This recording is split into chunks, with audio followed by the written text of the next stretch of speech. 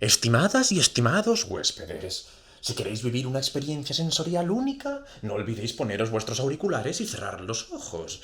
Auricular izquierdo, L en la oreja izquierda y auricular derecho, R en la oreja derecha.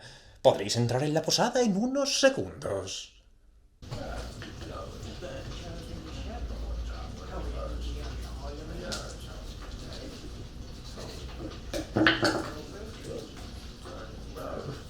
Oh, hola. Me pillas un poco ocupado, la verdad. Sinclair se ha puesto enfermo y me ha tocado a mí despiezar a este pollo. Sinceramente, nunca me ha gustado esta tarea. Es algo macabra. La verdad. Aunque, si te digo la verdad, estar despiezando a este pobre animal me ha recordado algo. Dime, ¿conoces la historia de Jack el Destripador? Oh, no, será mejor no hablar de ello. Es una historia tan espeluznante que es mejor no contarla. Aunque, bueno, ya que la he mencionado, no quiero dejarte con la duda. Eso sí, no le cuentes a nadie que te la he contado, ya que hay gente que todavía se alarma al escuchar la historia. Todo ocurrió una fría y oscura noche en el barrio londinense de Whitechapel.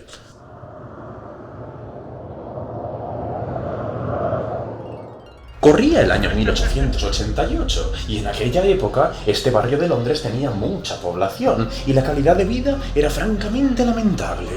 Llegaban inmigrantes de todos los lugares del mundo y debido a la pobreza y al malestar que allí había, empezaron a proliferar la prostitución y la violencia callejera.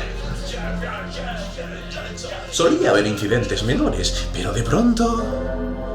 La noche del 31 de agosto, la policía se encontró con el cadáver de Mary Ann Nichols.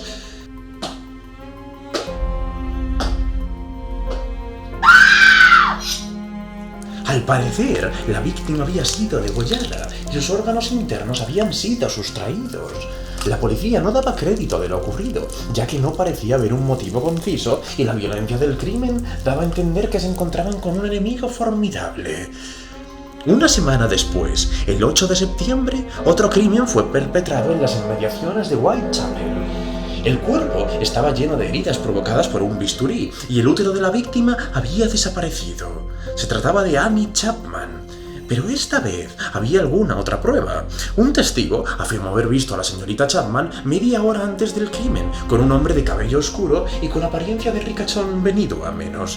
La policía estaba desconcertada, pero al parecer el asesino seguía cierto patrón. Ambas víctimas eran mujeres maduras, de clase baja y con un oscuro pasado. Aún así, la policía no pudo encontrar ninguna otra evidencia, por lo que dejaron el caso apartado. Pero la noche del 30 de septiembre... Las calles de Londres fueron testigo de otro asesinato más. Esta vez resultó ser un doble asesinato, ya que primero se encontró el cuerpo de Elizabeth Stride y después el de Catherine Eddowes.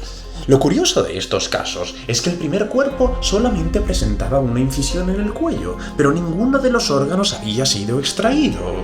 Algunos investigadores pensaron que el asesinato no podría atribuirse a Jack, porque no coincidía con el resto de víctimas, mientras que otros afirmaban que probablemente el asesino fue interrumpido. ¿Quién anda ahí?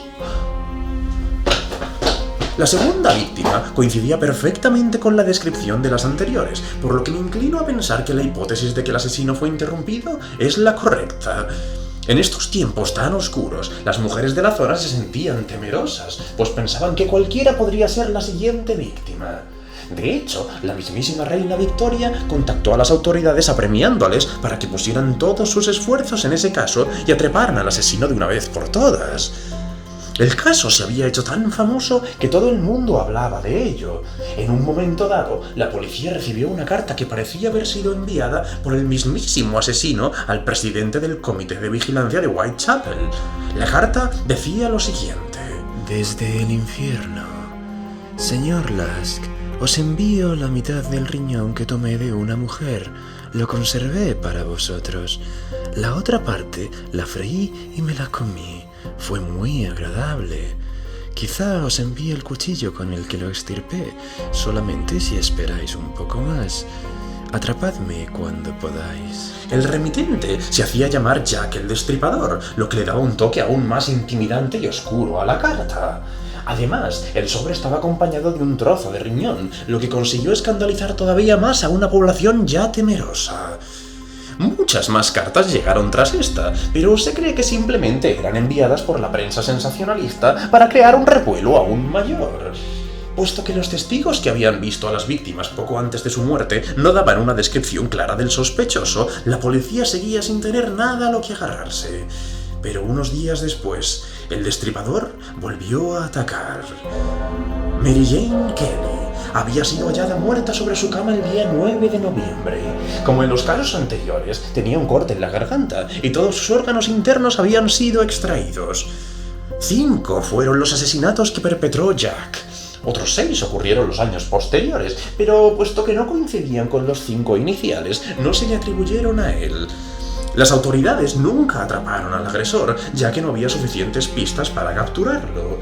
Puesto que las extracciones se habían llevado a cabo de forma perfecta, se llegó a pensar que el asesino podía ser un médico o un carnicero. Por ello, se arrestó al médico americano Francis Tumblety, pero el último crimen se cometió mientras él estaba en prisión, por lo que tuvieron que soltarle. Hubo otra sospechosa conocida como Mary Percy, pero no pudieron obtener pruebas concluyentes contra ella, y al final terminaron por soltarla. Y así, mi querido huésped, nació el primer asesino en serie de la historia. ¡Qué historia tan escalofriante, ¿verdad? Por lo que sabemos, ese Jack todavía podría estar vivo y acechante. Pero no te preocupes, la posada está protegida, por lo que aquí no corres ningún peligro. El bueno de Sinclair daría la vida por nosotros. O eso creo. Bueno, mi buen huésped, espero que te haya gustado esta historia. A pesar de ser tan oscura, creo que merece la pena oírla.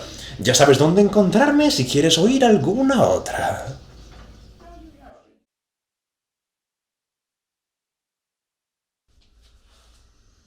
Oh, parece que has disfrutado con esta historia. En caso de que sea así, acuérdate de inscribir tu nombre en el tablón y de tocar la campanita para que te oigamos entrar la próxima vez. Seguro que la siguiente historia te gusta todavía más.